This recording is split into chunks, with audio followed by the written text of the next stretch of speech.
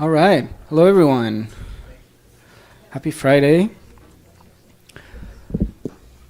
My name is Ivan Salinas, Programs Manager here at Beyond Broke Literary Arts Center. I want to welcome you to the Wanda Coleman Theater for Swirl and Vortex, an evening with David L. Ulin and David St. John. Let's give a round of applause to our co-features. Yeah. Tonight we are celebrating the legacy of poet Larry Levis.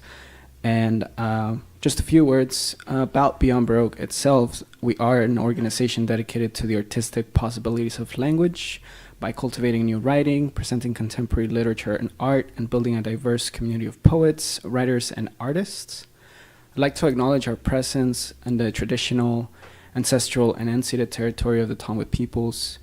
We acknowledge the wrong done to these peoples through settler colonialism and genocidal practices. And as a literary arts organization, we are committed to uplifting indigenous communities, their stories, and cultures.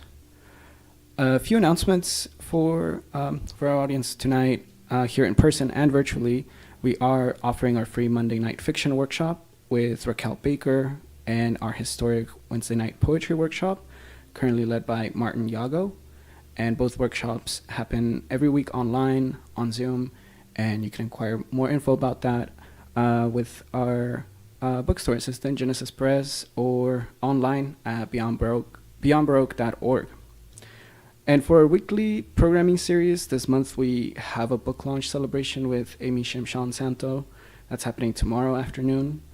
And after that, we are having a collaboration with students of the UCLA Comparative Literature Graduate Program for Women of the World, featuring faculty and a series of music performances by Guerra Paz and Andre Los Gallos, which are sort of Mexican-American musicians.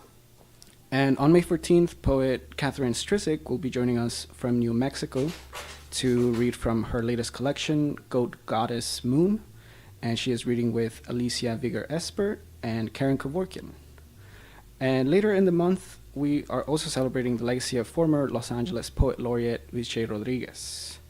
And May 24th, for those on the east side, we'll be vending books in historic Filipino town for a literary festival by the Sunday Jump. But the absolute event of the spring season would like to invite you to is our upcoming poetry and wine tasting fundraiser. That's taking place in our beautiful Poets Garden. It's happening next Saturday, May 16th. And we are pairing poets with distinct white and red wines from the vineyards of Paso Robles. This is all in one way to support your favorite literary art space, support Latinx winemakers, and enjoy a night out in great company with poets, supporters of the arts, and the Beyond Baroque family. And of course, if you'd like to support Beyond Baroque itself, you can make it to our wine tasting and fundraiser. I don't know why you would have other plans, but this is the place to be every day. But if you can make it, you can become a member. Memberships start at $75 with discounted prices available to students. And by becoming a member, you get access to events for free, discounts on our bookstore, and original merch, like this cool t-shirt I'm wearing, Metaphors Be With You. May the 4th just happened, so yeah, we are in celebratory spirits. But yeah, in spite of many challenges that the arts is facing, we are standing strong and continue to be proud to be hosting poets and artists from all over the world to connect with our audience. Big thank you to the Beyond Baroque team. We can get a round of applause for Eric Alberg in the booth, Tech Master, our new Executive Director, Jimmy Vega, and Genesis Perez in the bookstore. Yeah. That is just a fragment of the team that makes Beyond Baroque. Yeah, we have several team members and making this house run. So we've been here for 57 years now and planning to be here a whole other century. So it's all thanks to your support. To start off this evening, we'll actually hear from co-editor of Swirl Vortex, David St. John. To welcome him, just a few words about David. He's the author of numerous books of poetry, including The Face, a novella in verse, Prism, and Study for the World's Body, New and Selected Poems, which was a finalist for the National Book Award. He is also the co-editor of American Hybrid, a Norton anthology of new poetry. He edited the selected Levis and Darkening Trapeze, last poems by Larry Levis. He teaches at the University of Southern California and lives in Los Angeles. Please welcome David St. John. Thank you, David.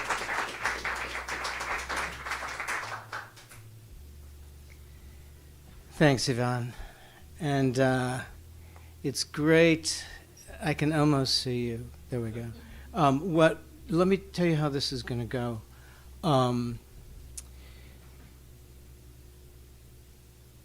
I think I need to tell you that this is today the 30th anniversary of Larry Levis's death.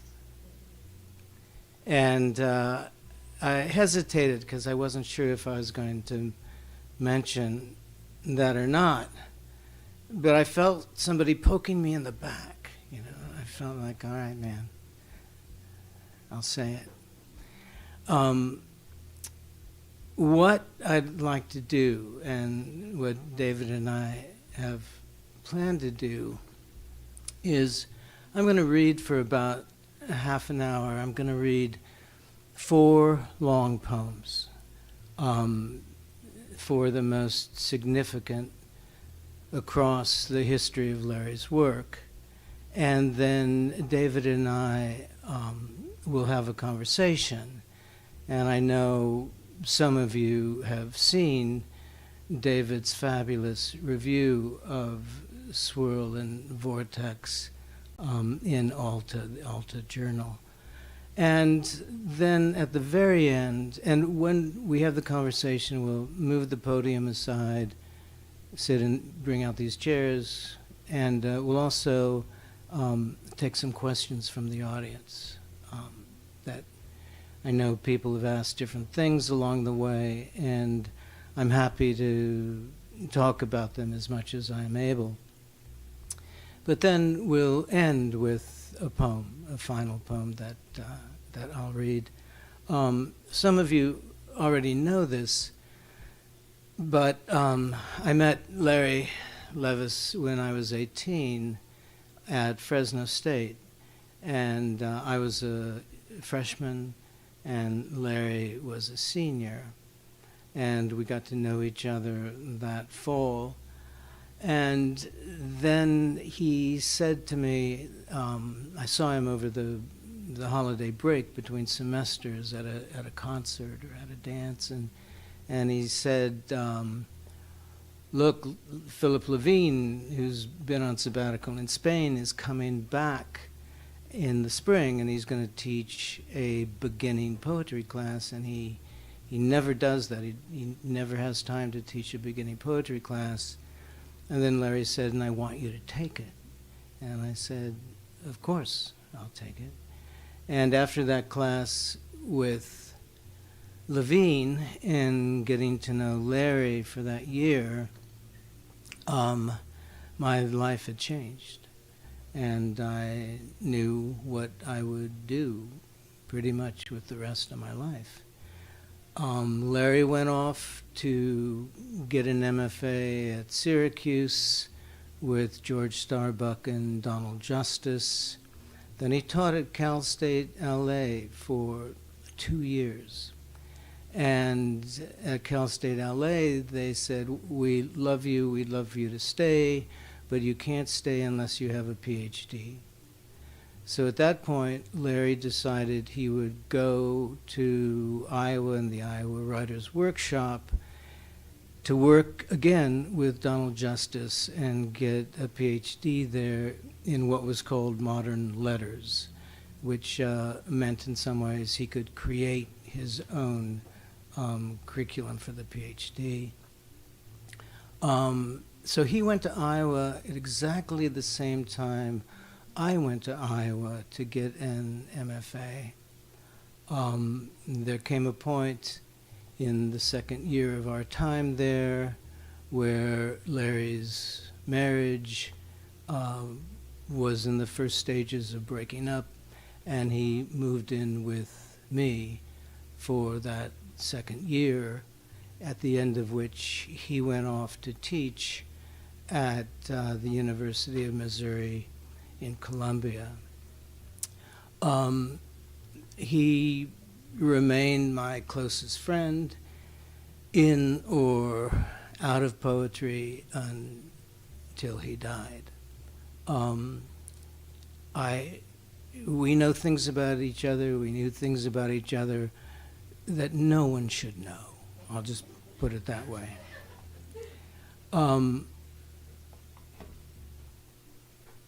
I think that one of the most amazing things, my experience of editing, I helped Phil Levine edit the first posthumous book that was published after Larry's death, which is called Elegy.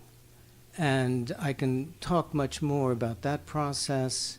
Larry had been working on a manuscript at the time he died that he had planned to call Elegy, and included even then many poems that he had been working on that were called Elegy with Elegy. And if you know those late elegies, you know what I'm referring to. And yet from the poems we had to consider, there are probably over 200 pages of poems and drafts. Only a portion of those poems made it into the book Elegy, because Phil wanted to have something somewhat contained, somewhat user-friendly, and he was the editor. And so that's the book that emerged. And it's a fabulous collection. I always felt that there was a whole body of poems that needed to appear one day, and those are the poems that 15 years later or so came out in The Darkening Trapeze. In between that time, Larry's sister, Sheila Brady, a remarkable person, and Larry's literary executor and renowned landscape architect, wanted to have a selected poems, and the process of editing Elegy had been very hard on Phil. For the first couple of months after he had been asked by Sheila to do a posthumous volume, he asked me if I would help him. I said yes. We were both sent what I believed at the time were identical boxes of poems, and learned later that there were poems that actually had been withheld. And in those first few months, Phil and I would arrange to have a phone call to, talk about what we'd seen in these boxes. And for about the first 3 months, we couldn't do it. We'd start talking, and if we kept talking, it meant we had to admit Larry was dead. And we couldn't do that.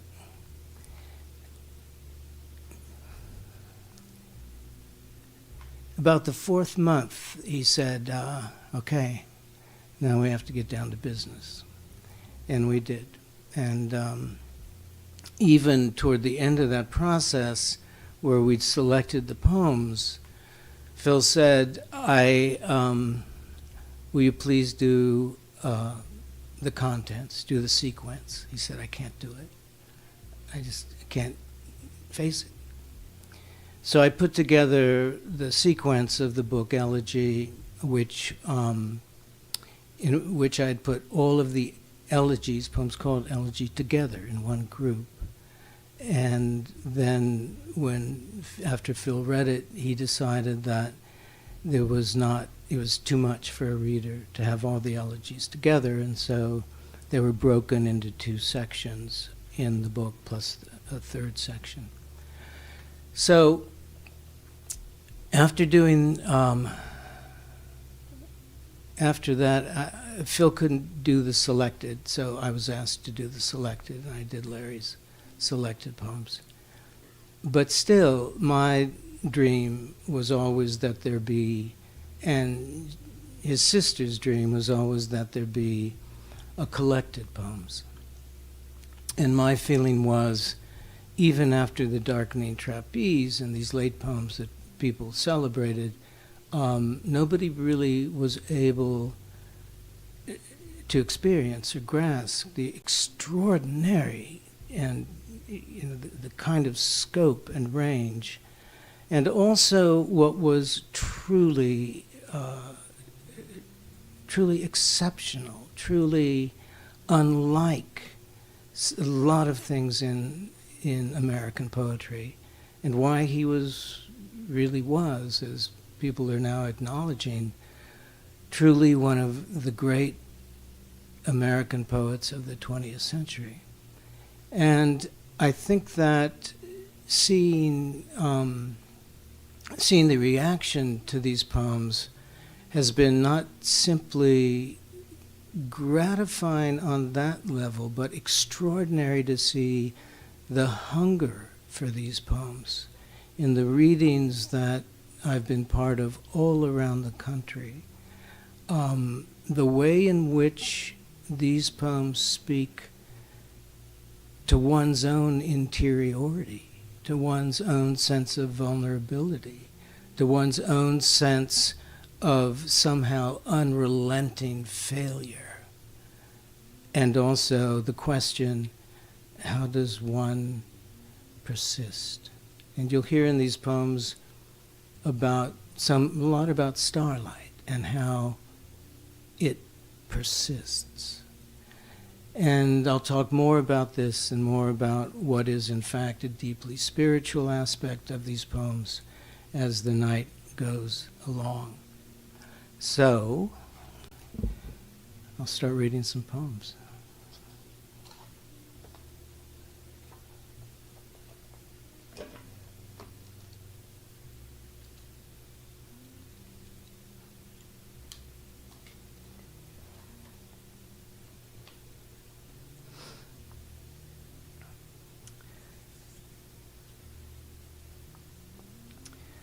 This is the title poem of Larry's fourth book. He published 5 books during his lifetime. This is from the fourth book, which is called Winter Stars. And some of you have heard me read this before. My father once broke a man's hand over the exhaust pipe of a John Deere tractor.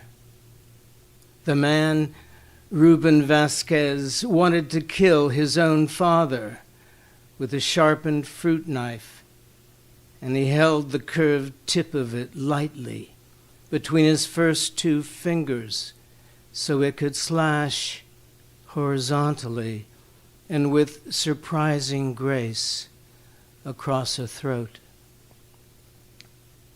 It was like a glinting beak in a hand, and for a moment the light held still on those vines. When it was over, my father simply went in and ate lunch, and then, as always, lay alone in the dark, listening to music. He never mentioned it. I never understood how anyone could risk his life then listen to Vivaldi.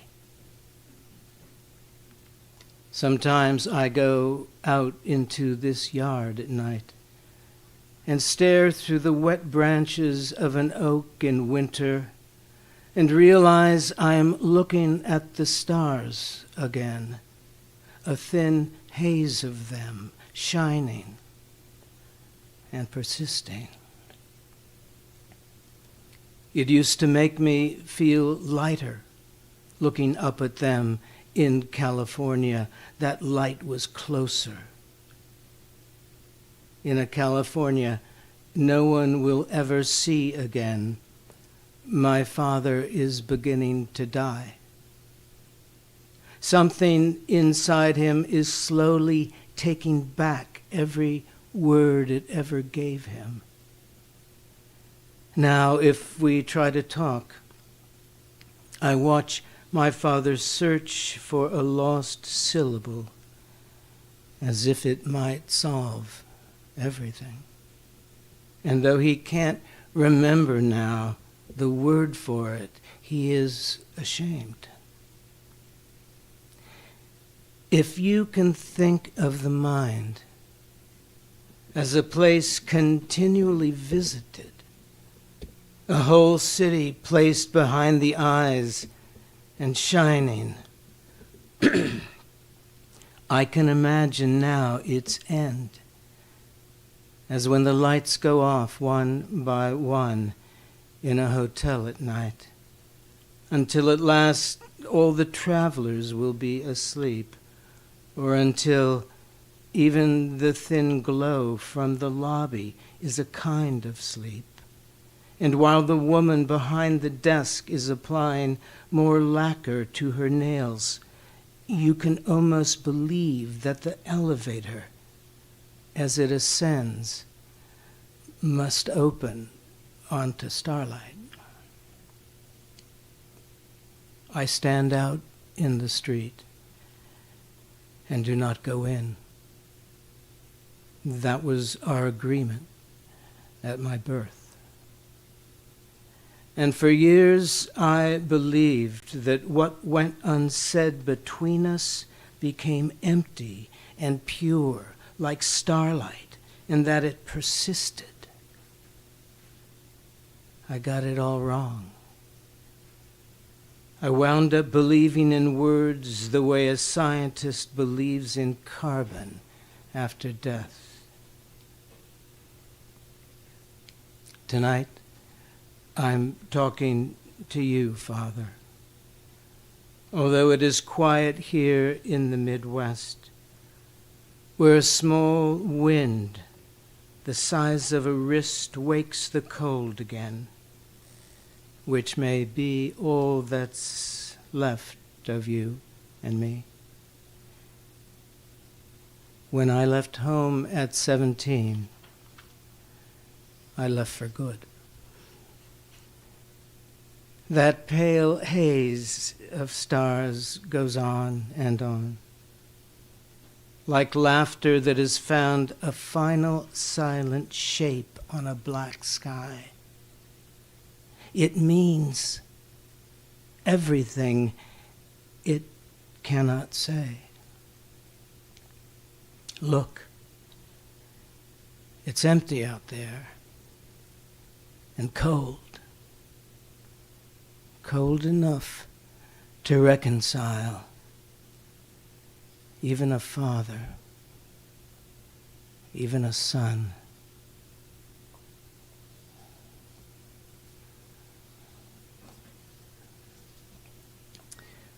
Winter Stars is a poem that has a section and is very much informed by the death of Larry's father.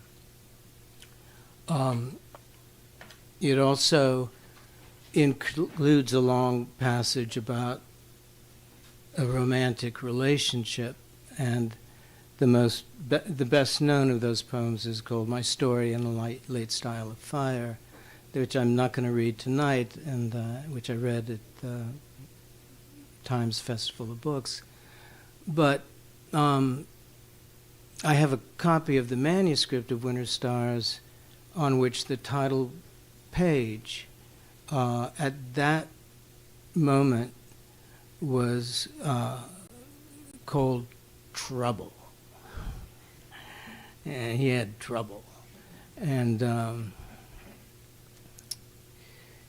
but down the page were all the alternate titles he was considering for the book, including Winter Stars, which he ended up with, but also the title of this poem, which is called Sensationalism.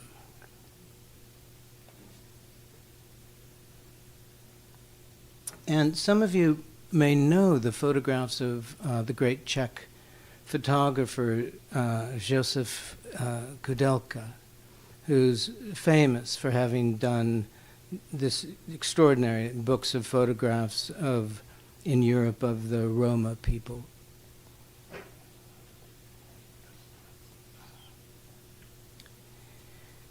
In Josef Kudelka's photograph, untitled and with no date given to help us with history, a man wearing dark clothes is squatting, his right hand raised slightly as if in explanation, and because he is talking seriously now to a horse that would be white except for its markings, the darkness around its eyes, muzzle, legs, and tail, by which it is technically a gray or a dapple gray with a streak of pure white like heavy cream on its rump. There is a wall behind them both, which, like most walls, has no ideas and nothing to make us feel comfortable. After a while, because I know so little, and because the muted sunlight on that wall will not change, I begin to believe that the man's wife and children were shot and thrown into a ditch a week before this picture was taken, that this is still Czechoslovakia, and that there is the beginning of spring in the air. That is why the man is talking, and as clearly as he can, to a horse. He is trying to explain these things, while the horse, gray as those days at the end of winter, when days seem lost in thought, is, after all, only a horse. No doubt the man knows people he could talk to. The bars are open by now, but he's chosen to confide in this gelding, as he once did to his own small children, who could not finally understand him any better. This afternoon, in the middle of his life and in the middle of this war, a man is trying to stay sane. To stay sane, he must keep talking to a horse, its blinders on and a rough snaffle bit still in its mouth, wearing away the corners of its mouth, with one ear cocked forward to listen while the other ear tilts backward slightly, inattentive, as if suddenly catching a music behind it.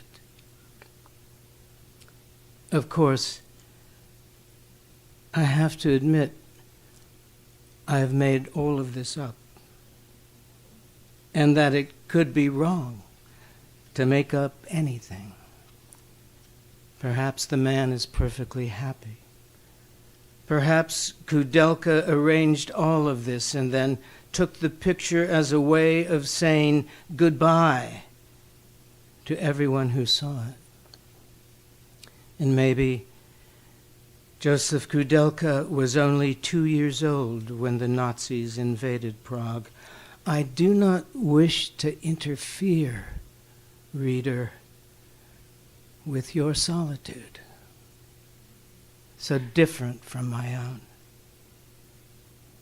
In fact, I would take back everything I've said here if that would make you feel any better, unless even that retraction would amount to a milder way of interfering, and a way by which you might suspect me of some subtlety, or mistake me for someone else. Someone not disinterested enough in what you might think of this, of the photograph of me. Once, I was in love with a woman, and when I looked at her, my face altered and took on the shape of her face, made thin by alcohol, sorrowing, brave. And though there was a kind of pain in her face, I felt no pain when this happened to mine, when the bones of my own face seemed to change. But even this did not do us any good. And one day she went mad. Waking in tears she mistook for blood, and feeling little else except this concern about bleeding without pain. I drove her to the hospital, and then, after a few days, she told me she had another lover. So walking up the street, where it had been raining earlier, past the darkening glass of each shop window to the hotel, I felt a sensation of peace flood my body, as if to cleanse it, and thought it was because I had been told the truth. But you see, even that happiness became a lie. And even that was taken from me finally, as all lies are. Later, I realized that maybe I felt strong that night only because she was sick, for other reasons, and in that place.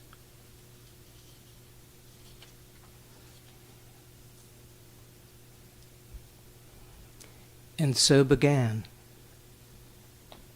my long convalescence and simple adulthood. I never felt that way again. When I looked at anyone else, I never felt my face change into any other face. It is a difficult thing to do, and so maybe it is just as well. That man, for instance, he was a saboteur. He ended up talking to a horse and hearing on the street outside that alley the Nazis celebrating, singing even. If he went mad beside that wall, I think his last question was whether they shot his wife and children before they threw them into the ditch or after.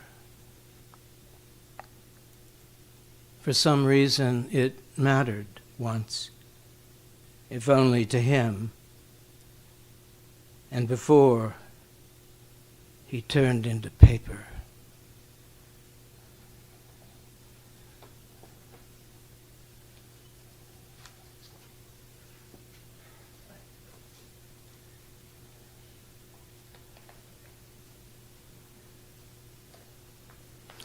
This is a reading where someone should be passing a bottle of whiskey around and just kind of like, I just need a shot. Thanks very much.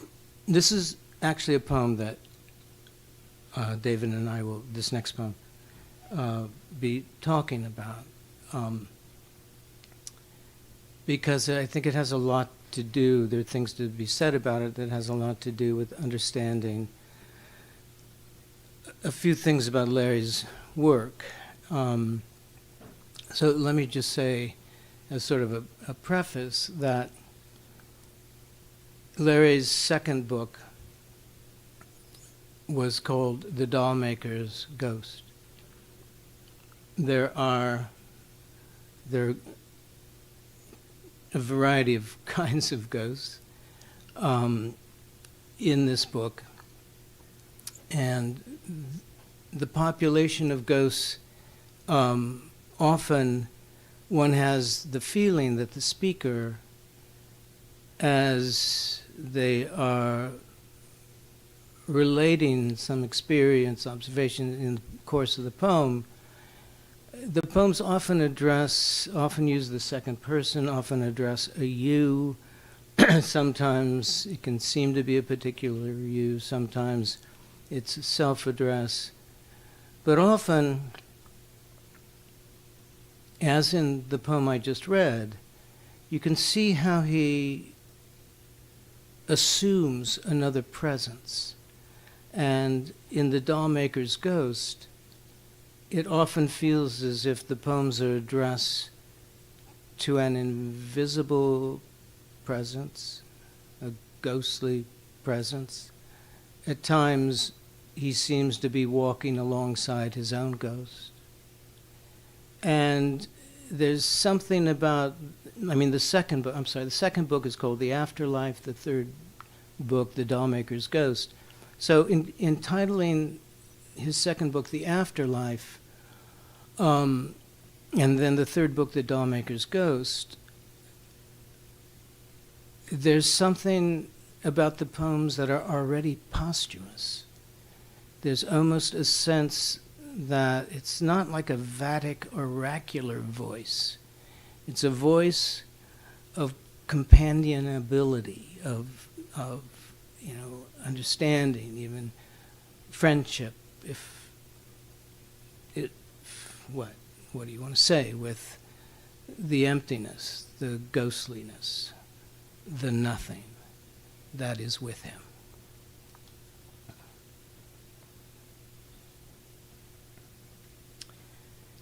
And this is called At the Grave of My Guardian Angel, St. Louis Cemetery, New Orleans.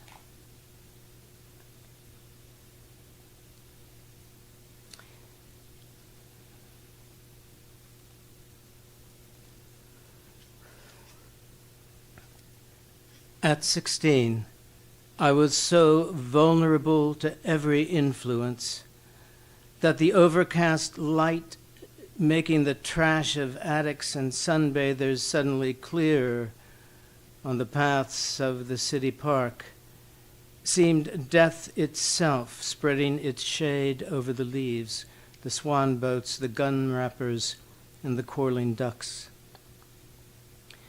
It took nothing more than a few clouds straying over the sun, and I would begin falling through myself like an anvil or a girl's comb or a feather dropped, tossed, or spiraling by pure chance down the silent air shaft of a warehouse.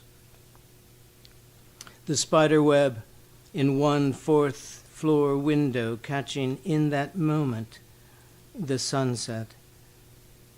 For in such a moment, to fall was to be simplified and pure, with a neck snapped like a stem, instead of whoever I turned out to be, wiping the window glass clear with one cuff to gaze out at a 200-year-old live oak tethering the courtyard to its quiet. The tree, so old it has outlived even its life as a cliché, and has survived with no apparent effort every boy who marched like a wilderness himself past it on his way to enlist in Lee's army. And now it swells gently in the mist and the early sunlight. So who saved me? And for what purpose? Beneath the small angel, cut from cheap stone, there was nothing but my name, and the years 1947 to 1949. And the tense, muggy little quiet of the place where singing ends, and where there's only the leftover colored chalk and the delusions of voodoo, the small bones and X's on stones, signifying the practitioner's absence, entirely voluntary from the gnat swirl and humming of time, to which the chalked X on stone is the final theory. It is even illiterate. It is not even a lock of hair on a grave. It is not even the small crowd of roughnecks at Poe's funeral, nor the blind drunkard laughing there, the white of his eyes, the unfurling of a cold surf below a cliff, which is the blank wave sprawl of fact receding under the cries of gulls, which is not enough. I should rush out of my office and eat a small freckled apple left over from 1970 and entirely wizened and rotted by sunlight now, then lay my head on my desk and dream again of horses grazing, riderless and still saddled, under the smog of the freeway cloverleaf and within earshot of the music waltzing with itself out of the topless bars and laundromats of East LA. I should go back again and try to talk my friend out of his diet of methamphetamine and vodka yogurts, and the look of resignation spreading over his face like the gray shade of a tree spreading over a sleeper in the park. For it is all or nothing in this life, for there is no other. And without beauty, Bakunin would go on making his forlorn and unreliable little bombs in the cold. Oswald will adjust the lenses on the scope of his rifle, the one friend he has carried with him all the way out of his childhood. The silent wood of its stock as musical to him in its grain as any violin. This must have been what they meant, Lincoln and Whitman, joining hands one overcast spring afternoon to stroll together through the mud of Washington at the end of the war, the tears welling up in both their eyes. Neither one of them saying a word, their hands clasped tightly together as they walk for block after block past the bay, sorrel, chestnut, and dapple gray tail swish of the horses and waiting carriages, and neither one of them noticing as they stroll and weave the harness gall on the withers of a mare, nor the gnats swarming over it, alighting now on the first trickle of blood, uncaking from the sore, and the underfed rib cage showing through its coat each time it inhales, like the tines of a rake combing the battleground to overturn something that might identify the dead at Antietam. The rake keeps flashing in the late autumn light, and Bakunin, with a face impassive as a barn owl's and never straying from the one true text of flames, and Lincoln, absent-mindedly trying to brush away the wart on his cheek as he dresses for the last time, as he fumbles for a pair of cufflinks in a silk-lined box, as he anticipates some pure and frivolous pleasure, as he dreams for a moment and is a woman for a moment, and in his floating joy has no idea what is going to happen to him in the next hour. And Oswald, dozing over a pamphlet by Trotsky in the Student Union. Oh, live oak, thoughtless beauty in a century of pulpy memoirs, spreading into the early morning sunlight as if it could never be otherwise, as if it were all a pure proclamation of leaves and a final quiet. But it's all or nothing in this life. It's smallpox, quicklime, and fire. It's the extinct whistling of an infantry. It is all the faded rosettes of blood turning into this amnesia of billboards and the ceaseless of traffic. It goes on, and I go with it. It spreads into the sun and air and throws out a fast shade that will never sleep. And I go with it. And it breaks Lincoln and Poe into small drops of oil, spreading into endless swirls on the water. And I recognize the pattern.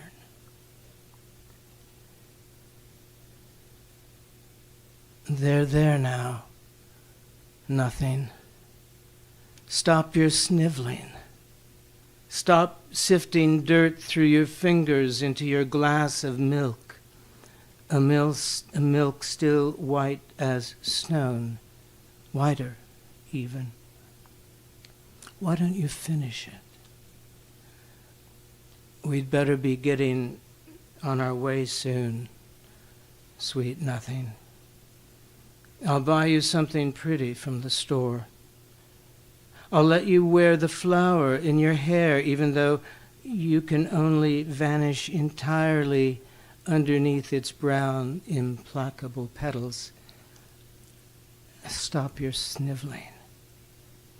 I can almost see the all-night diner looming up ahead, with its lights and its flashing sign, a testimony to failure. I can almost see our little apartment under the freeway overpass, the cups on the mantel rattling continually, the Mojave one way, the Pacific the other. At least we'll have each other's company. And it's not as if you held your one wing, tattered as it was, in contempt for being only one. It's not as if you were frivolous. It's not like that. It's not like that at all. Riding beside me, your seat belt around your invisible waist. Sweet nothing. Sweet, sweet nothing.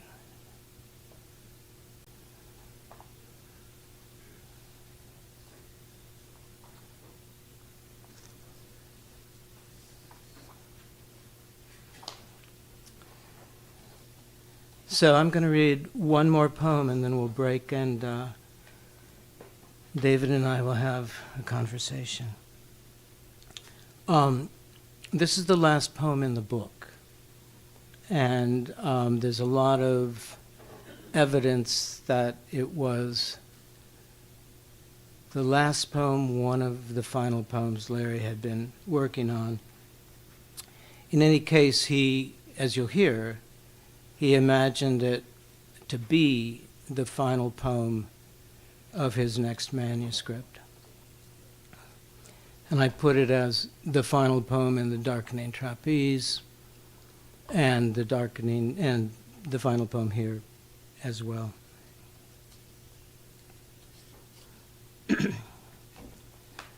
It's called God is Always 17.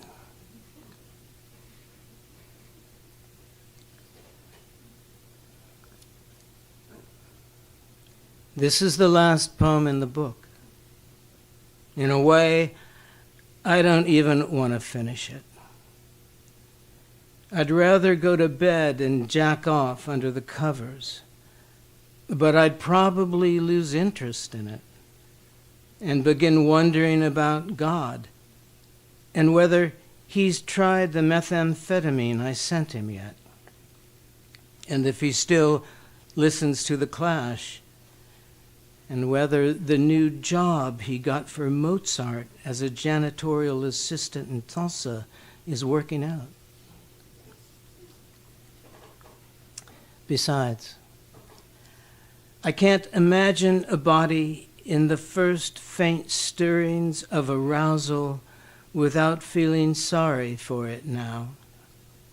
And anyway, I've built a fire in the fireplace, and I don't have a fire screen yet, and have to watch it until it goes out, even the last lukewarm ember.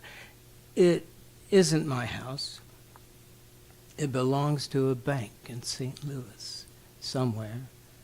And they have 4,000 different ways to punish me if the place goes up in flames, including the guys from Medellin who work for them now and specialize in paint.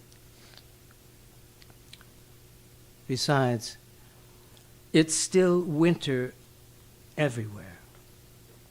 And maybe you want to hear a story with a little fire burning quietly beside it. The story on this night when it got really cold,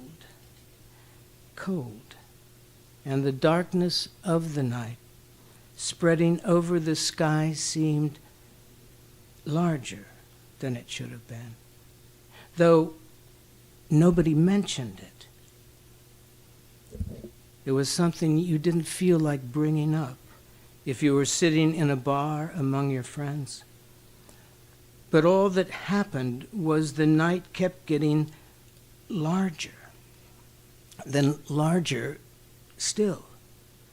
And then there was a squeal of brakes outside the bar, and then what they call in prose the sickening crunch of metal as two cars collided. And in a little while, the guy went back to telling this story, in which the warm snow was falling on the yard, in which the warm snow was falling on the yard where he and the other prisoners were exercising. I guess the guy had evidently done some time, though everyone listening was too polite to bring it up. And what happened in it was a clerk bleeding to death in a 7-Eleven, and the guy telling it called 911 for an ambulance. And the police found both cash from the till and the gun on him when they arrived. He didn't think he'd shot anyone that night, or anyone ever, and was surprised and puzzled when they made a match on the gun. The clerk lived to testify, and they convicted him. No one along the bar said anything when he finished telling it. And the night went on enlarging in the story. And I think our silence cut him loose and let him go, falling. And one by one we paid and got up and left and went out under the stars. I have a child who isn't doing well in school. It's not his grades. It's that he can't wake up. He misses his morning classes and doesn't answer when I call and doesn't return my calls. The last time I saw him, we took the train down from Connecticut to New York and wandered around Times Square. We went into this record store and pretended to browse through some albums there because we didn't know what to say to each other. It was night. It was just before the Christmas season, and the clerks in the store would call out loudly, "Can I help anybody?" And "Can I help someone?"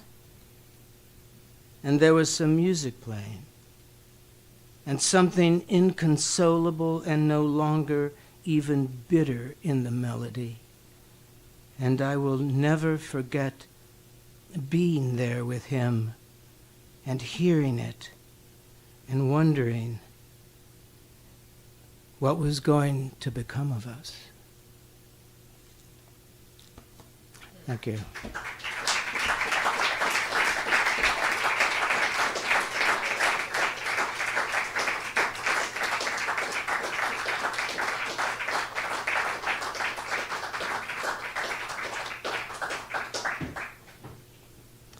All right.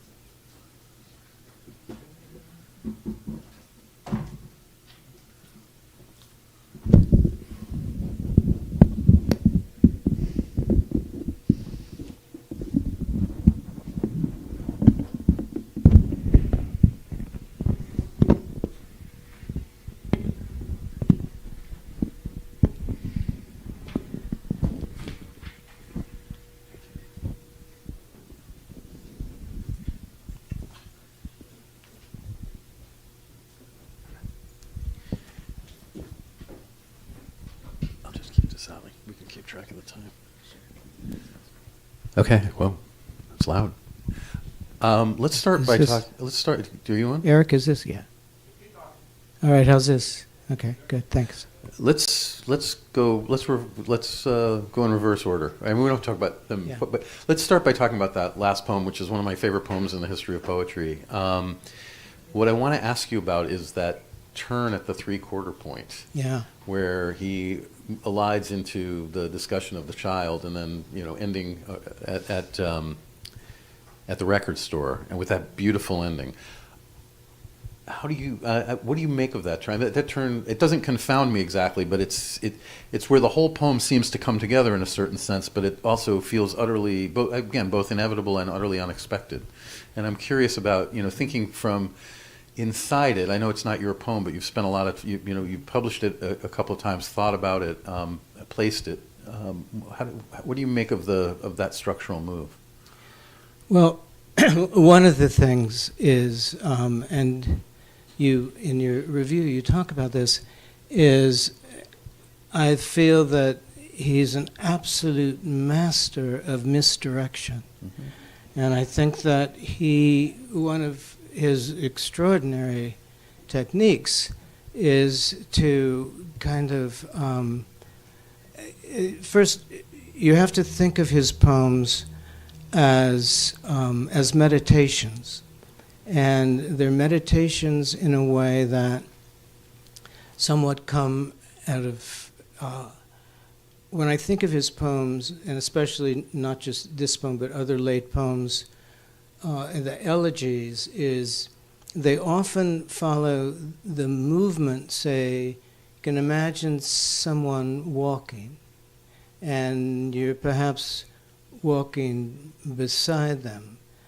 But Levis never goes in one direction. There's a movement towards something, a thought, images will arc, and then there's this almost imperceptible shift, and suddenly you're moving somewhat on a line askew or tangential. And the poems keep making these arcs of movement. And as I do this, I'm going in one direction, but his poems go, they're moving in and out of different registers of interiority and different registers of emotion that are really he's reflecting with the images. You could go through, and when in the past, I was just talking about this earlier tonight, in the past when I used to teach a cinema and poetry class, I would always use Levis's poems for the sense of how there are these slight shifts of focus. I mean, there'll be not just a shift of perspective, but actually a focus. It'll be wide, it'll be close, it'll turn. I mean, they are some of the most protean poems I've ever read anywhere. In terms of the Wordsworthian part of the rhythm of the mind, the poems are always moving along with the rhythm of thought. It's one of the things very much he takes from Stevens as well. And he's always thinking. But it's as you've heard, it's a deeply impassioned, deeply resonant sense of thought. And he'll interleave something that seems uncharacteristically cerebral, let's say. Or even, think how many times in these poems he suddenly distances himself from you, or distances himself from the material. Only when he returns, you find that you're placed quite in the middle of whatever that stream was that you've been riding along. And but he's just a master of, it's a kind of poetic sleight of hand that I think is just unmatchable. I mean, I really don't know anyone who, over these long, say, 15, 20 line passages, will reposition you and shift you.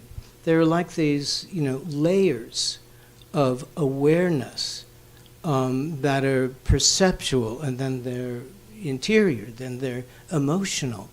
And he manipulates the reader in this way that, so in sensationalism, he says, well, maybe I should apologize to you for what I've just done. I've just said all of this incredibly powerful stuff, and, I made it up. So, should I apologize for taking it away? And then by the end of the poem, he's put us right back, emotionally and psychologically, in the very story he has interrupted to say, I made it all up. And, I always am right back in that story. I mean, because, it is, as Stevens said, the supreme fiction. And Levis is about stories and telling stories that both come from his life but also from all of our lives. And one of the things these stories share is this shadow, you could say, or you could call it a vacated shadow of the nothingness that walks beside him. Every step of these meditations, that emptiness, it to me has, always felt like his own ghost, like an emptiness into which he could make a wrong turn, step into, maybe accidentally, maybe on purpose, and disappear. And that's always somehow attendant to what his understanding of being in the world is. Let me stop there for right Okay. now. Well, I want to follow up on the image thing, because as you were reading, and I feel this way whenever I'm reading his work, but as you were reading, I was very aware of the way that the movement of the poems is, it's not even directly connected. It grows out of the image. It grows out of the movement of the image. Each of these poems begins with a vivid image, the image of his father, and in the fight, the image of the photographer taking a picture of the man talking to the horse, the image of at the beginning of this is the last poem of the book, and I don't even want to finish it. We have a very specific sense of identity. Well, it's a shifting sense of identity, but of a conscious mind in a place, and seeing those things, and then it's that attention, I think, to the image, the way that he follows. I know it's more intentional than this, but it feels in reading it, it's as if he is following the image where it's taking him, and so that puts us into the poem as a kind of the poem becomes active in that sense, and it brings us into the activity of it. Well, I mean, I think that's great. I mean, everything has in a poem also has to be this sense of discovery. Mm-hmm. I mean, and so Levis is unafraid to move out into some concern using images that I think you're right, and help determine what might emerge. But I think it's really important to understand that these are not predetermined poems. Right. These are not poems that want to know what their destination is, because that's really easy. Yeah.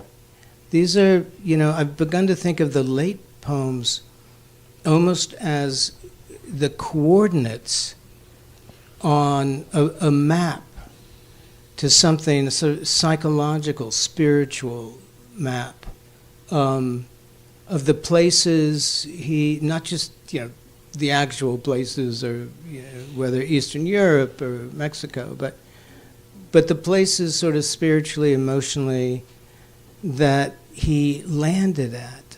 And these poems are somehow like the pushpin coordinates if I were trying to track, his journey. Mm-hmm. I mean, to me, he's so much an old-fashioned, almost 19th century pilgrim, in search, always. He's always in search. He doesn't know. He doesn't want to know. He knows what people tell him is there. He knows what he's been told is there. He knows in terms of, one's life. But he's relentless in stepping into that emptiness, that nothingness. And it's easy to call him, as people have called him, in some ways a nihilist. But I think that's not it at all. I mean, his idea of nothing is, very much, say, like start and, being in nothingness. I mean, there's a sense of he is not looking to embrace and disappear into the meaninglessness. Yeah. He is there. All of the songs, I mean, he doesn't really care if the songs he sings are echoed back to him or not. They're there because he has to be there. He follows whatever that path is as it leads him where it goes. And, any artist, any writer will tell you,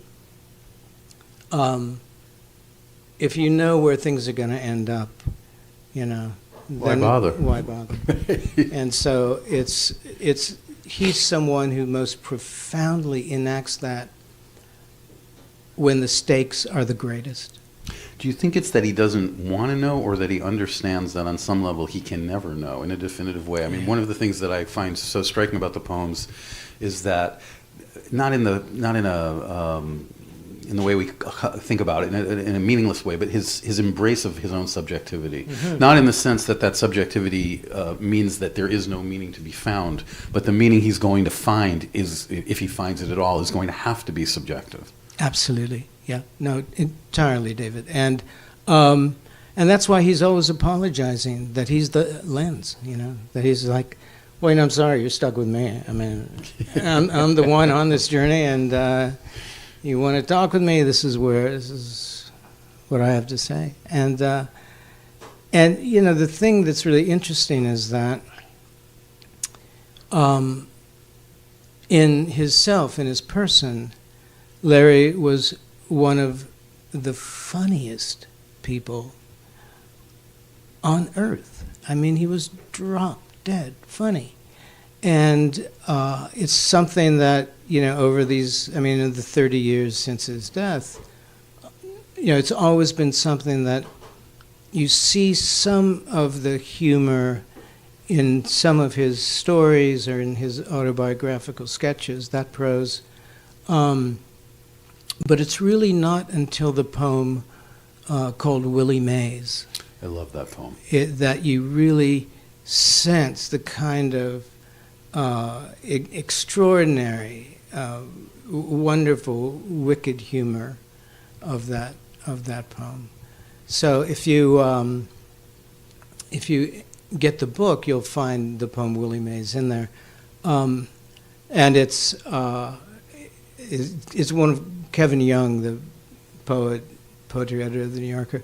It's one of Kevin's favorite poems ever. I mean, he loves Larry's poems, but that one is special to Kevin.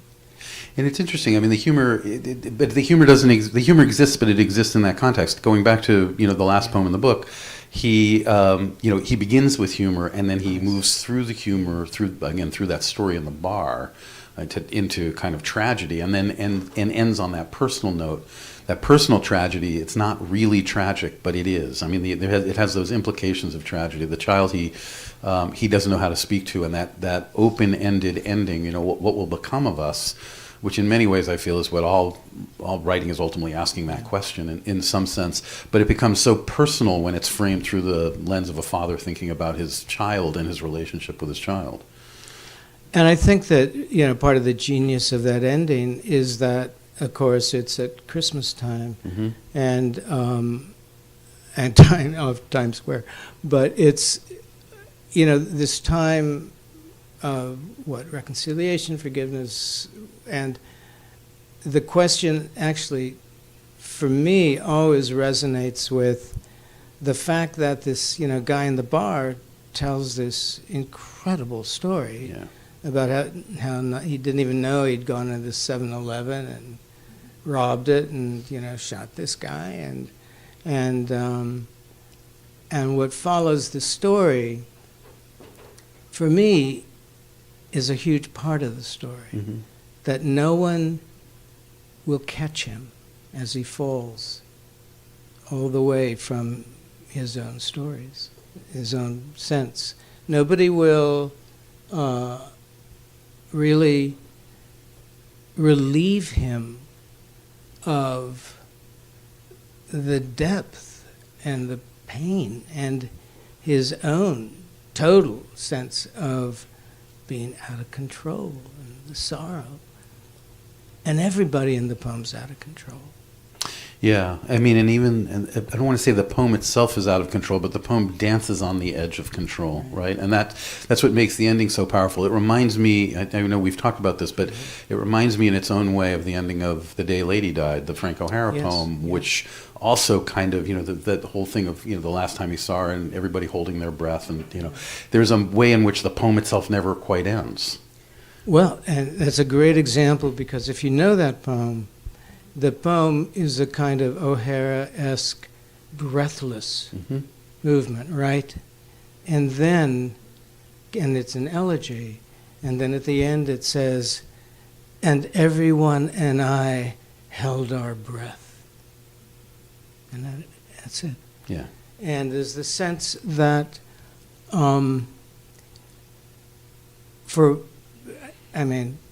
not just that at that point, Billie Holiday, of course, was holding that long breath, but it's that how the vitality and the intimacy of her presence was so extraordinary that all the activity of the bar, the club, everybody, it not just took their breath away, but it was, you didn't want to take that next breath. Right. That it was just everyone and I.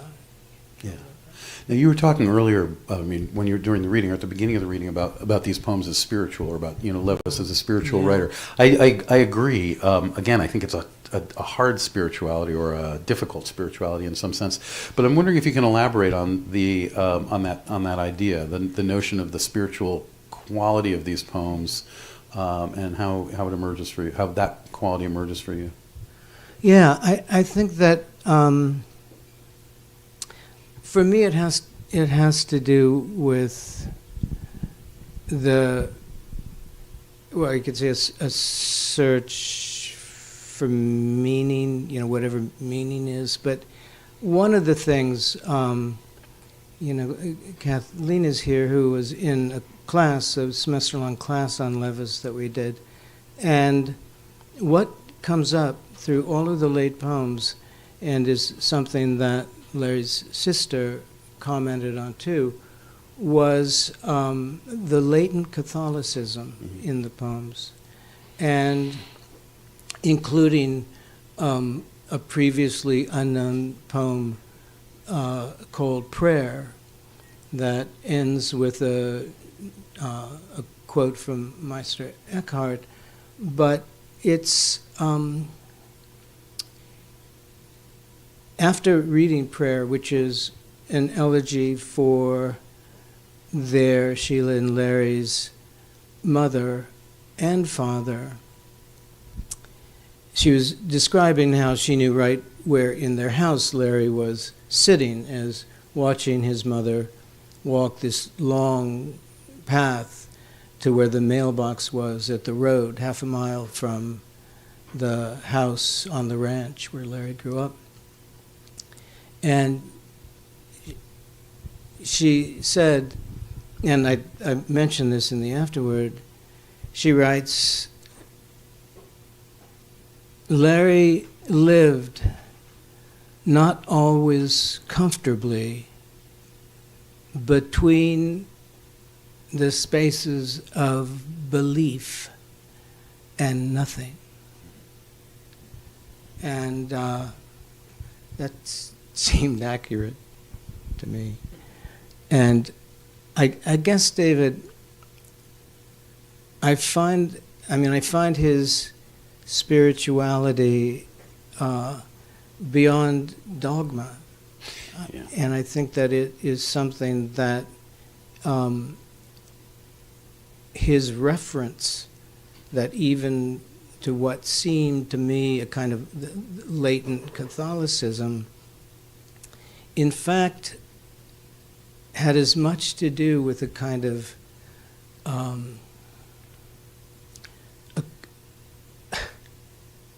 a faith in that starlight. I mean, that what finally is going to, now I'm getting really corny. But what's going to persist, I guess. Well, that's, to me, that poem is a miraculous poem. And one of the things that's miraculous about it is that he acknowledges, he actually says, I've never believed in permanence, right? He's reflecting back. It is an elegy for his mother. There aren't very many. Mostly he doesn't write, it's much more about his father than his mother, but it's an elegy for his mother. And at a certain point, he talks about the evanescence of the scene in the poem, but then he goes further, again, following the line of the image, into the notion that he has never believed in permanence. And so he wants to take this moment before it all disappears to say thank you, right? To say not only to acknowledge that it exists and is going to disappear, but to say thank you. It's like I'm getting goosebumps even just remembering the poem. That feels to me like a profoundly spiritual moment, but not in a contrived way and not in a dogmatic way, but again, it comes back to that notion of presence. It feels to me to be a coming out of a consciousness that is wholly present in that moment as he's writing and working through that thought? What surprised you in reading those new poems? I don't know exactly if there's any one thing that surprised me. I think some of the tenderness. I think that there's a tenderness to those poems. I think there's a tenderness throughout his work, but there's something it's elevated in those late poems or in those new poems, and I wonder if it has to do with. I hesitate to read autobiography into anything, or although I end up reading autobiography into everything. But I wonder if it was. I'm reading autobiography into that what you just said. Yeah, well, there you go. But I wonder if it's that he's vulnerable throughout the poems, but the vulnerability in the late poems has a rawer quality, I think, or a more dangerous quality, I suppose. Yeah, and I think what's interesting about Prayer is that Sheila really feels that it was written at the same time as the poems of Winter Stars. It is very much in that stylistically in that vein. Yeah. I think she's completely right, and I think that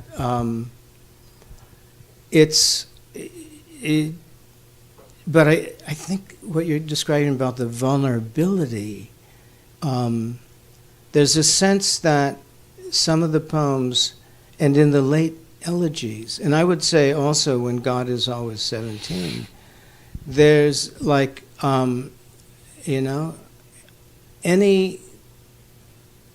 anything anyone might want to assign as his mask, his deep cover, his persona. I mean, it's sort of like, here it is. Yeah. Come and get it. But this raises a really interesting question about those late poems, especially if Prayer was written at the time of Winter Stars, because I think that one of the things that's fascinating about reading all of the work back to back to back is that there's an enormous. We certainly see a development, but there's also an enormous consistency in a certain sense. Yes. And so when I think about his late poems, it's hard for me to think about them as like a distinct period, right? There's elements of the late poems in the very first poems. No, that's so smart, David. And it's, people have talked about how it's really in Winter Stars that he steps into, what one could call his mature style. And I think from that book onward, really very much, he's moving into different rooms of that house in different ways. But I would agree. I think the extraordinary kinds of moves he's developed, and then the ones what he does in The Widening Spell of the Leaves, again, and in terms of the self-reflexivity is never stable. Right. It's always about to undermine itself and go forward, or go sideways. Go somewhere. But it rarely goes in the direction one might assume it could go. I wonder if we can talk a little bit about Levine's reticence about having all the elegies together, because it seems to me that, in some way or another, almost all of his poems are elegiac. They're elegiac, certainly, or many of his poems are elegiac. It feels that the elegy is it makes so much sense that he was the manuscript he was working on. He had thought about calling elegy, and so I'm curious about why that was such a kind of a hot button for Levine. Well, it was really. He was afraid of testing the reader's endurance, as I've tested your endurance tonight, moving in and out of these poems. And he really felt that the 9 elegies we had, doing elegies, there's 10 elegies. I thought we had the poem, but it was not, we couldn't read the ending of a poem called poem ending with a hotel on fire. Right. And that poem I always believed was meant to be the 10th and final poem of his Larry's own kind of duonologies. And he had other poems, versions, sort of rehearsals, where a poem would be called elegy. And so in the section of the book, there are actually 12. And I could, many of the poems that became called elegy with a bridle or elegy sprawl were originally called poem with. And, then they became elegy with. And so seeing that, I was in the archives, I was more convinced than ever that this great poem ending with a hotel on fire, was really, he was going to change it at some point to elegy ending, as he had with so many of these other poems. But there is a videotape of him reading at a reading, and he reads one of the poems that is called elegy with, and then he reads poem ending with a hotel on fire. And at that point, it's only a few weeks before he dies, and he has not yet changed the title to elegy with. So I felt I couldn't do it. And so that's why it's the final poem in the sequence, but I didn't feel that I could preemptively make that choice that he didn't make. So I want to ask you about this before we turn it over to some questions from everyone else. That to do a book like this, you are in some way functioning as his collaborator. Yeah. And yet he's not here to collaborate with or to push back or whatever. So there are ways that you have to be careful, just as you're talking about not feeling comfortable with changing the title of that poem. There are choices you're making. I mean, when you and I were talking about this for the article, you talked about the difference between a complete and a collected, and that this was a collected. So there were even some poems that got left out. Yeah. So I just want to ask you to talk a little bit about the kind of both, I guess, the responsibility and also the creativity of that collaboration with, someone who you knew quite well and knew the work from the inside, but also who was not there to collaborate with. It's a privilege and also a burden, and I wonder if you can talk about what that was like to move through. Yeah, it's really a fascinating experience for me, and one of the things that I'll say this more towards the end.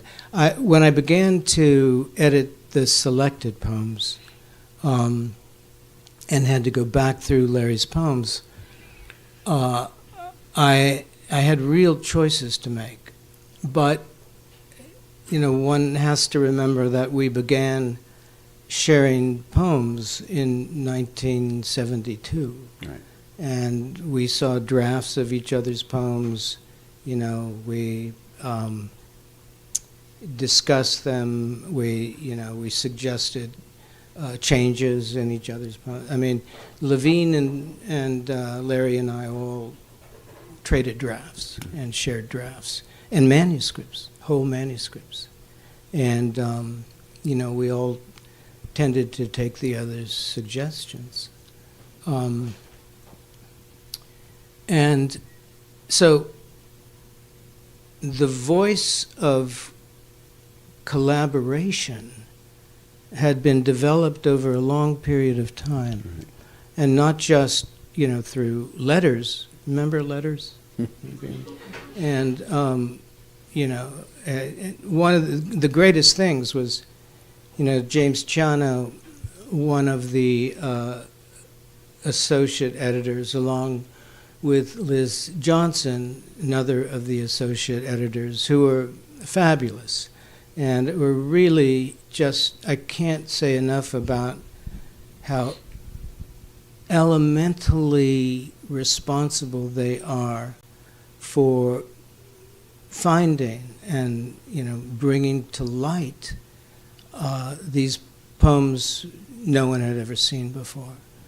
And it sort of began, my my sense that maybe, I mean, one of the difficulties was the collected poems could not be done for many years because of the rights issues with the first 5 books Levis had published. And the person who made all of this possible was Terence Hayes. And Terence, when he became the director of the University of Pittsburgh Press, but is that my bong? No, sorry.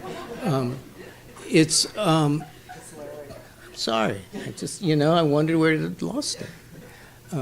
So it's what Terence and I talked on the phone for 10 years, periodically, because Terence believed absolutely that there had to be a collected poems of Larry Levis. And he, after he became the head of the Pitt Poetry Series, he said, "Okay, I think we can do this now." And Grey Wolf Press was ready to do it. And Jeff Schatz, the editor of the book, who again, along with Liz and James, the fourth person who's a, unindicted co-conspirator here is Jeff Schatz.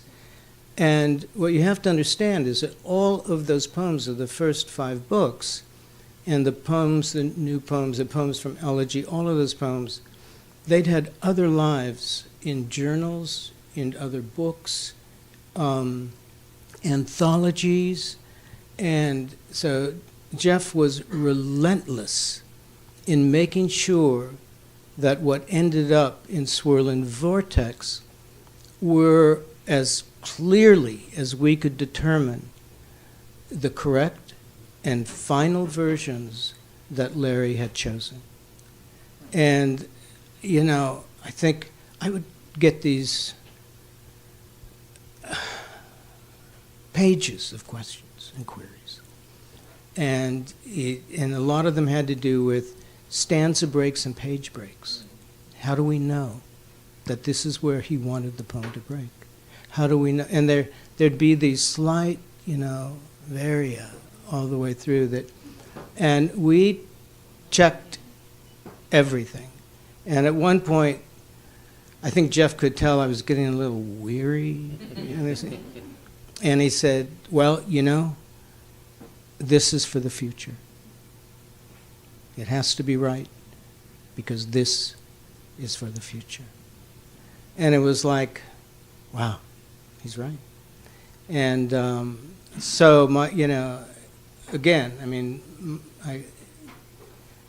I couldn't have greater respect or more thanks than for what Jeff Schatz did, as well as, I should say about Liz and James is that as we went through the work, James began, because he wrote his dissertation on Larry at USC, he went through my archives at USC and began finding drafts and different things that were there, some of which I'd forgotten about. I'd forgotten about Willie Mays, I want you to know. And I had once included it in the table of contents to the Darkening Trapeze. So I'm just saying, kids, watch out what you put inside your body, And so James, he also found the book Black Freckles, which is a book of Larry's stories, is dedicated to me. And the copy that he sent me, all of the blank pages leading up to the title page and the ones going through, his inscription to me covers all of them. Just goes over the whole thing, just goes on for like 5 or 6 pages. And some of you know, he has one of his best-known poems is set as a figure with his father and set in Fresno at the Hotel California. And what, again, I had forgotten, and James just sent me a picture of the inscription from Black Freckles, but also there's a room key from the Hotel California that Larry had stuck inside the book when he sent it to me.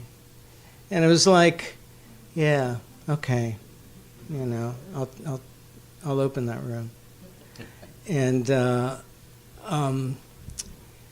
so again, Liz and James and I would often sit.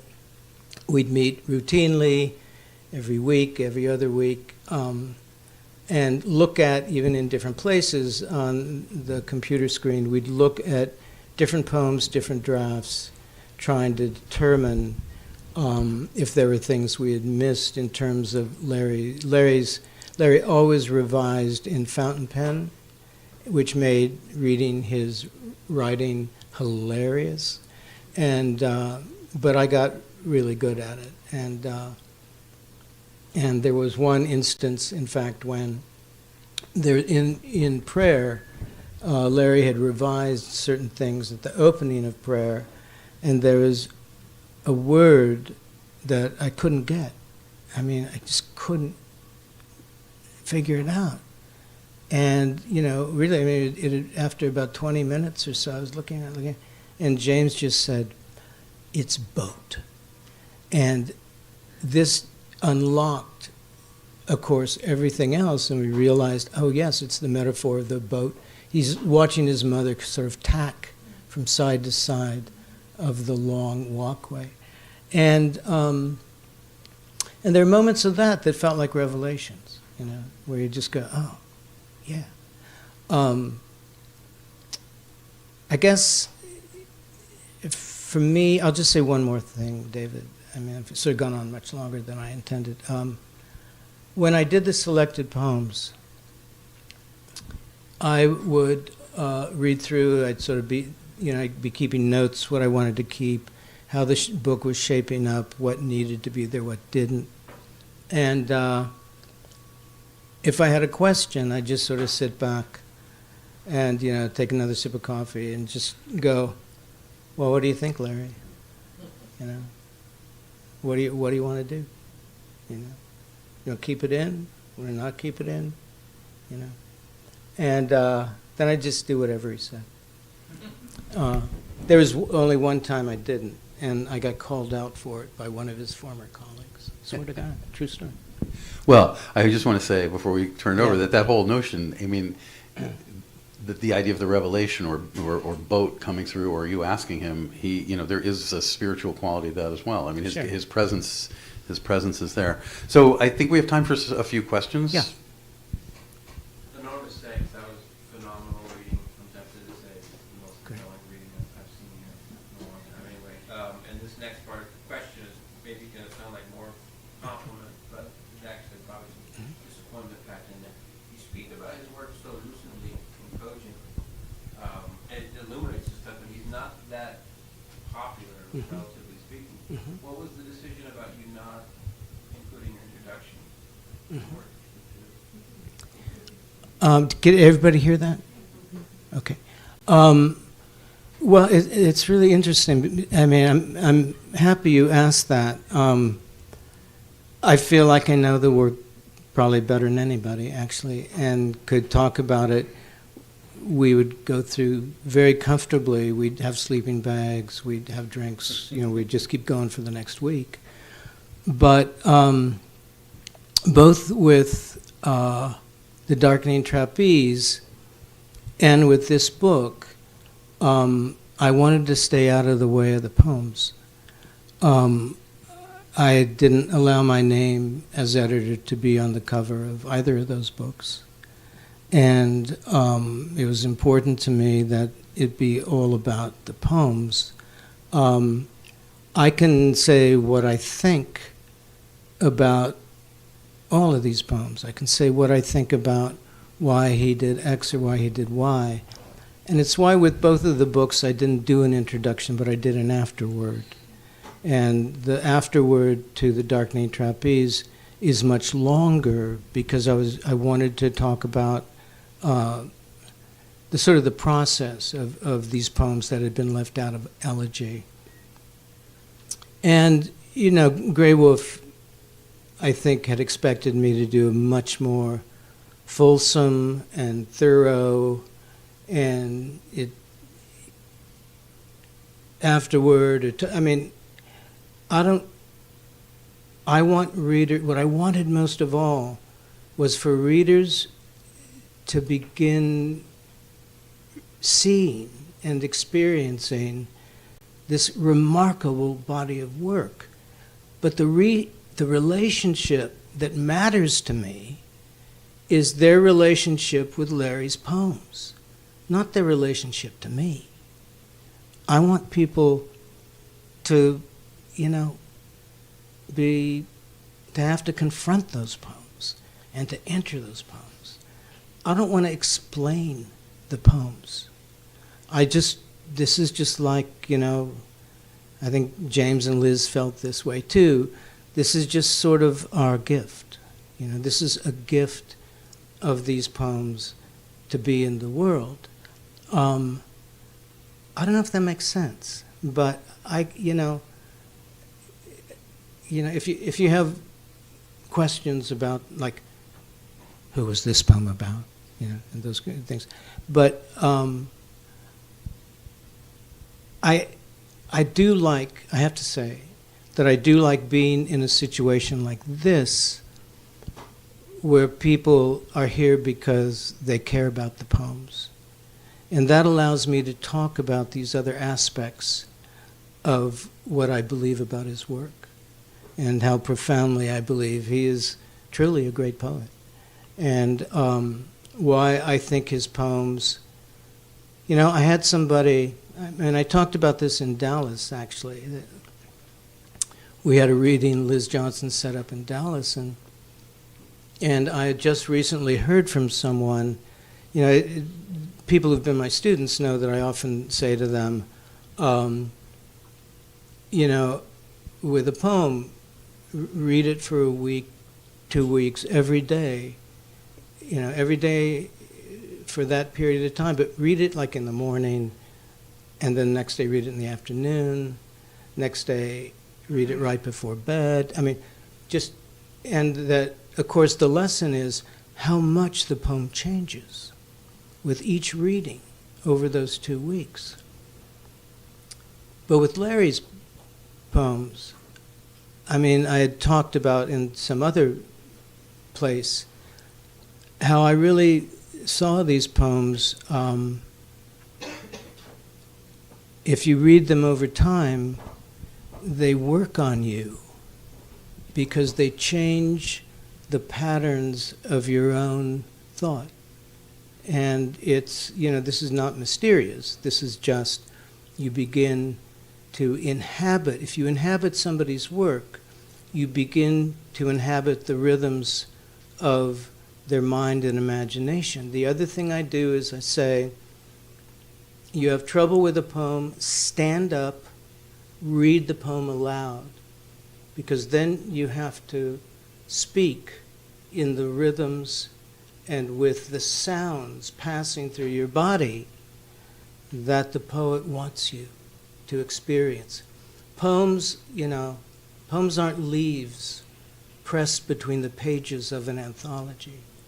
Poems are pieces of really vital human consciousness that, if somebody's a painter, it happens on a canvas.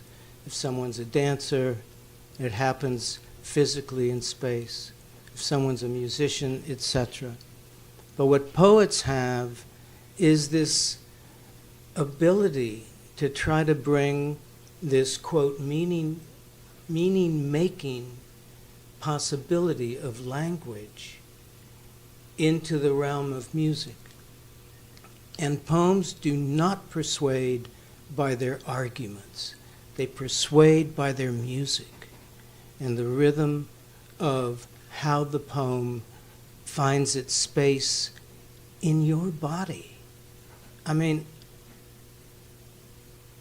don't want to tell you why. I can tell you what I think Larry might have intended or thought of. But what's important is for each of his readers to engage the poems. and to be able, and I would say read them out loud. You know, they're prayers, they're songs, and they're relentlessly unsentimental. And I think that what I began by wanted to say was that there's someone who had said, you know, read these poems for a week, and the Levis's poems, and you know, tell me what you think. And he had written me actually the day before this Dallas event, and he had said, well, it wasn't only that everything about the poem changed. He said, what I didn't expect was that I had changed. And I thought, yeah, you got it. That's it exactly, man.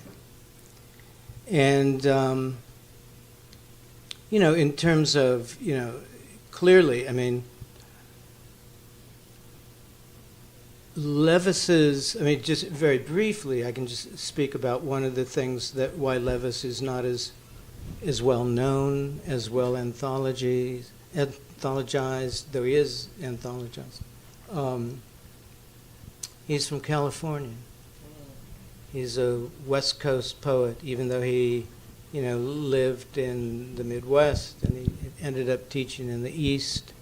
In the book called Prismatics, there's a great documentary on Levis called A Late Style of Fire, Larry Levis, American Poet.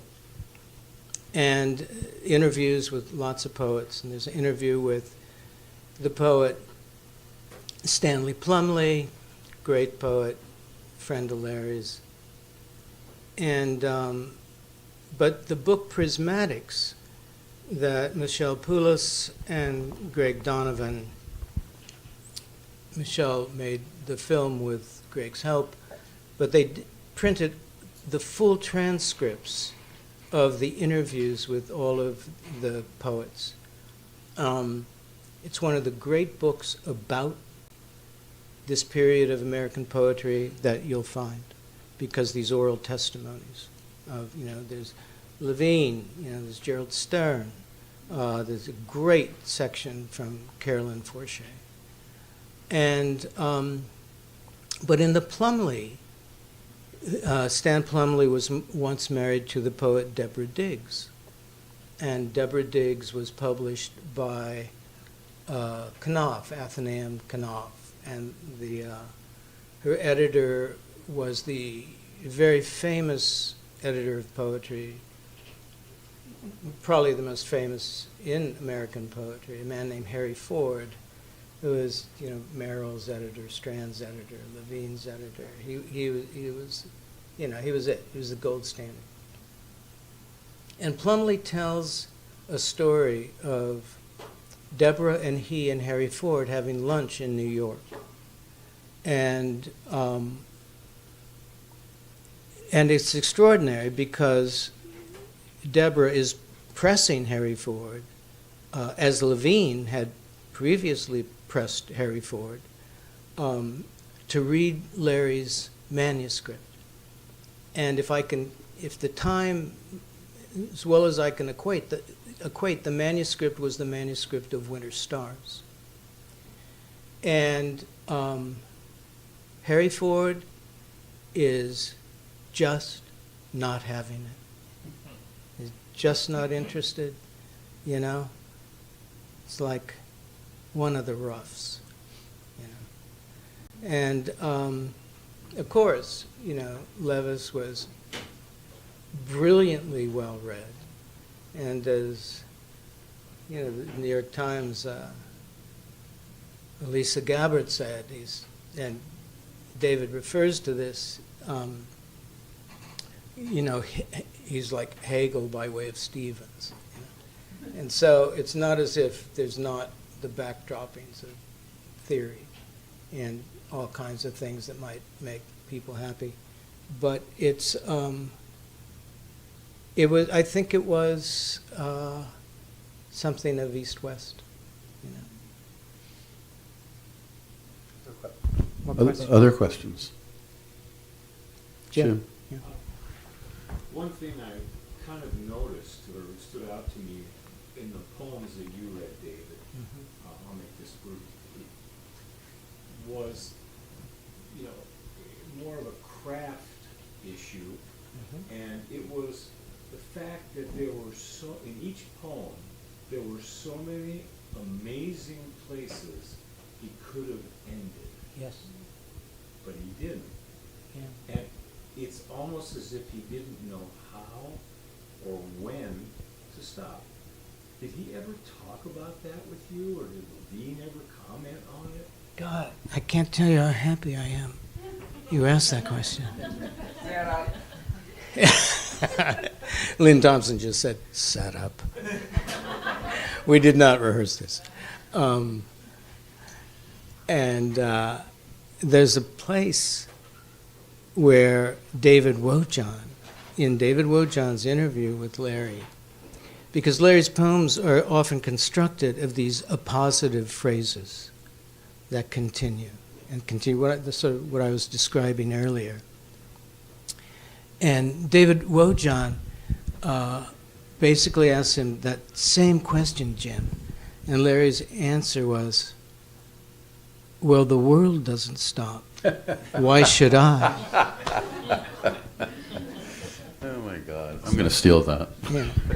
Well, it's a tattoo I have on. And it was just like, you know, wow. And so it's that, but the less, I mean, I don't think that was a glib answer. I think he felt that. But it's about the mind and consciousness, and not resting at a place that may not be the place you should be stopping. I mean, in other words, you know, I mean, everybody who's traveled has had this experience where, you know, you're traveling for a certain period of time, get your rhythm, you're going, you're doing this, you're doing that, and then you get back, quote, home, and you wake up the next morning and you go, "Oh, shit, I'm not going anywhere today," right? And you go, "Oh, I'm where I'm supposed to be. Where can I go?" You know, I mean, you get into the rhythm because it's not just possibility, but it's the world reflects you differently in different places, different weathers. And if you're someone like Larry who wants to get inside all that and wants to find a way to talk about it, then, you know, it's it's like people who in band, you know, probably all have friends in bands who toured, and like the hardest thing, you know, their partners will tell you, "Wow, we had a great time all those years they were touring, but once they stopped touring, it was hell," you know. And it's not about the attention. It's about the movement of sensibility through time. And if your sensibility is frozen in time and place, then how does the imagination free you?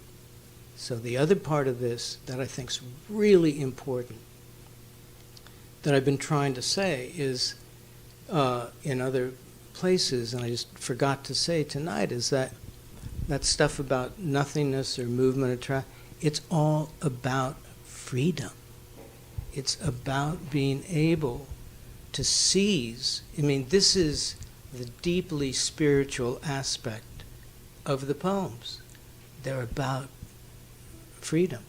They're about being able to say, "No, I make meaning out of nothingness by choosing and freely choosing my actions."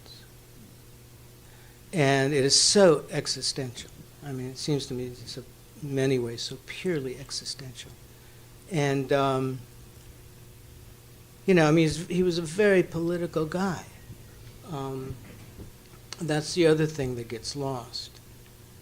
I mean, I still have my copy that was his copy of Marcuse's An Essay on Liberation. At that point, Marcuse was teaching in Santa Barbara.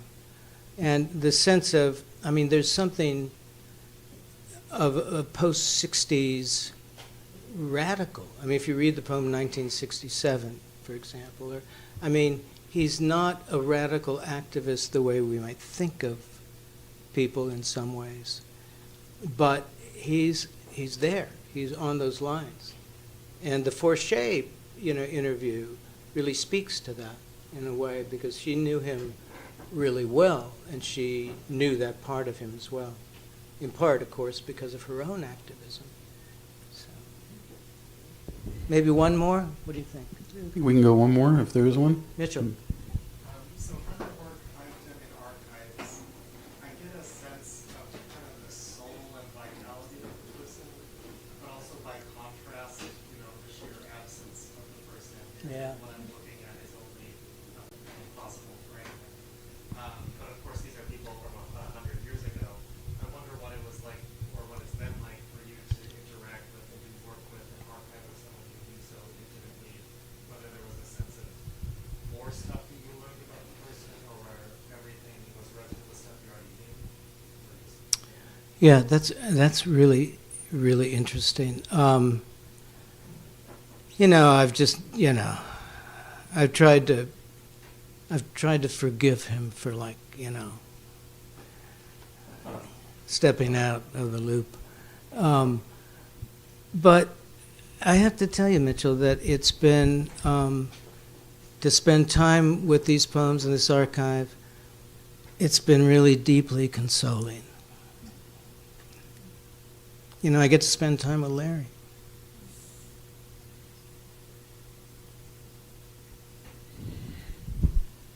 It's funny, I'll just say, I saw McCartney play in September, and he does that video duet, that Peter Jackson helped, with Lennon, from using the Let It Be stuff. And he said from the stage, "This is my favorite part of the show because I get to sing with John again." So there is, that kind of, that just, it resonated in that sense. I'll tell you something that I've only told Anna this. That after the book first came out, I don't know if he's watching or not, but there's Larry's really close friend named Eric Walker. And there's a poem of Larry's called Idle Companion that's dedicated to Eric and his wife Abby. And they were friends both in Columbia, Missouri, and Winter Stars, for example, is set in Columbia, Missouri, Midwest. But they were friends. They went to Salt Lake City also and were doing degrees there during that time. And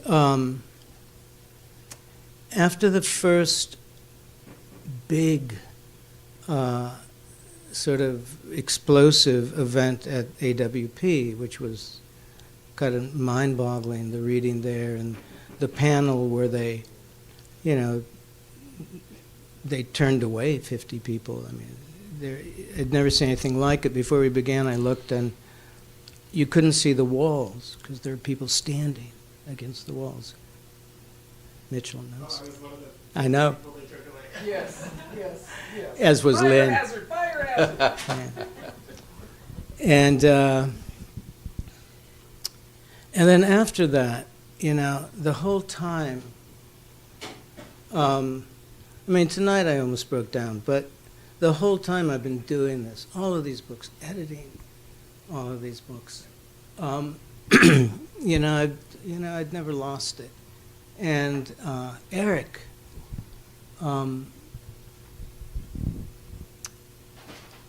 right after, so there's the big noise about the book in the New York Times and stuff, and I just got a text from Eric. And it said, Eric Walker, and I was like, wow, this is amazing. And what it was, and I hope some of you know this song, and I hope you know the video. But it was the Rolling Stones song, Waiting on a Friend. And the video is, Keith Richards walking through New York City, going to meet Mick Jagger. And I kind of lost it when I started listening, because I realized this was someone who experienced Larry's loss as intimately and deeply as I had, and was just saying from across time, I see you. And it was like, wow, man. So I texted him back and said, you made me cry, man. And so we're in touch now. And I think that one of the things, Mitchell, is that there are kinds of friendships that happen in lives that we know they're urgent and important. I mean, you have to remember that, Larry was like, my big brother. We're from the same shitty place. We're from, it's not a shitty place, I'm sorry. But it's a place that certainly has its question marks all around it. And, when we went to Iowa City, people would ask us, Larry and I'd be talking, and people would say, where are you guys from? They'd say, what's that accent you got there? And one day Larry just said, Okie. And nobody knew what he meant, of course. All right. Well, thank you all. Thank you. First of all, thank you, and thank you all for coming. Go ahead. If you've got another 5 minutes, I'm going to read one more poem. Oh, yeah. Okay? You want to read just from there, or do you want to? Yeah, you know what? Maybe I'll read right from here rather than Eric. I think I'll just do it without the. Yeah. Yeah. Good. Thanks.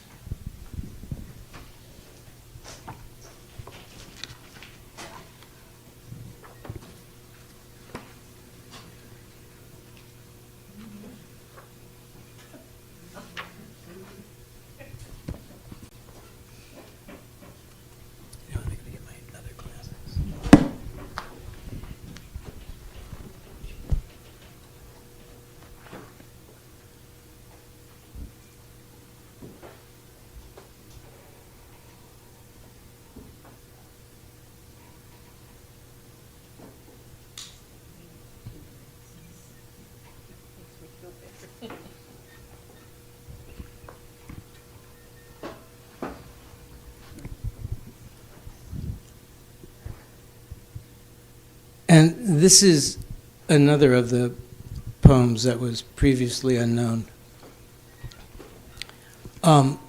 Something you need to know is that it refers to a particular orchard on the ranch where Larry grew up. And I know from Larry's sister, and I first heard her say this in the documentary, that it's where they scattered, after their father's death, it's where they scattered their father's ashes. But I only found out more recently that it's also where Larry's ashes are scattered. This is called The Orchard. Do this.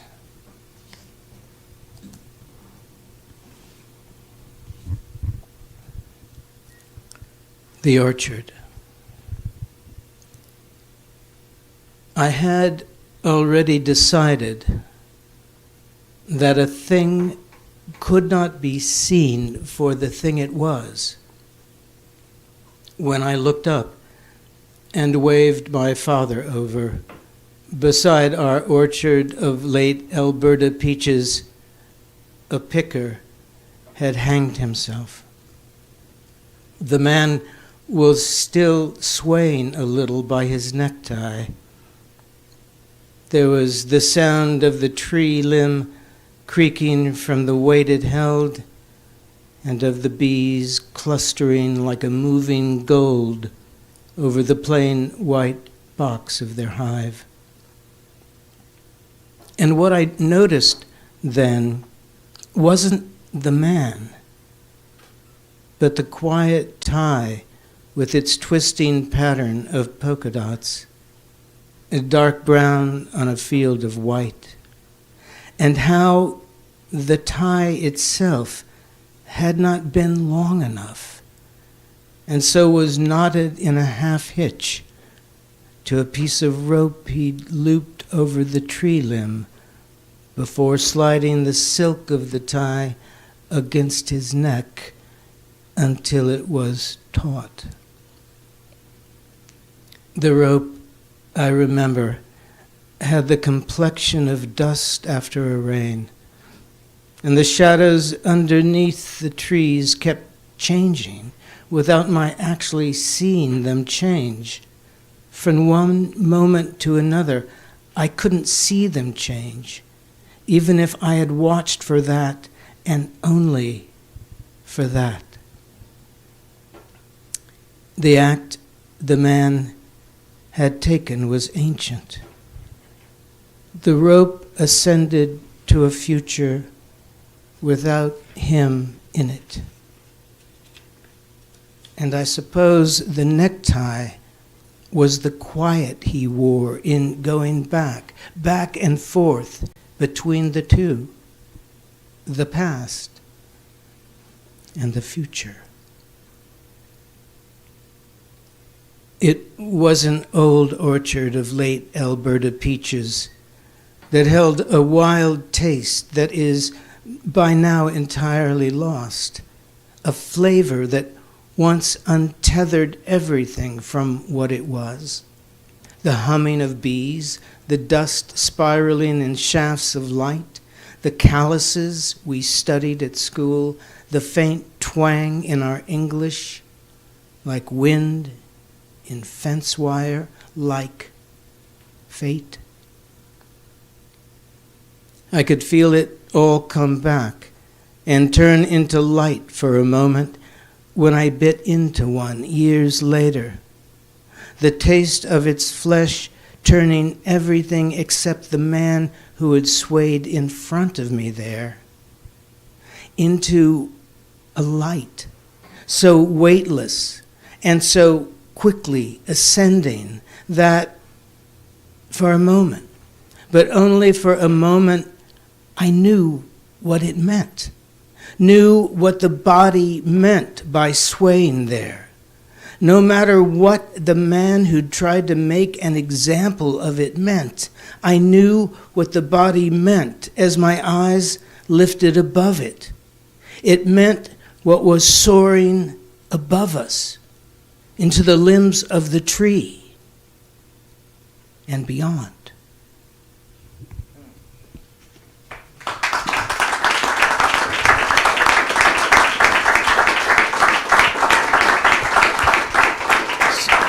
So, one last thing here. David has to hold this. I can take a book if you want. No, I have to show the book. If you wonder, here's the swirl of the smoke. And if you wonder where that smoke went, it goes right there. Thanks, you guys.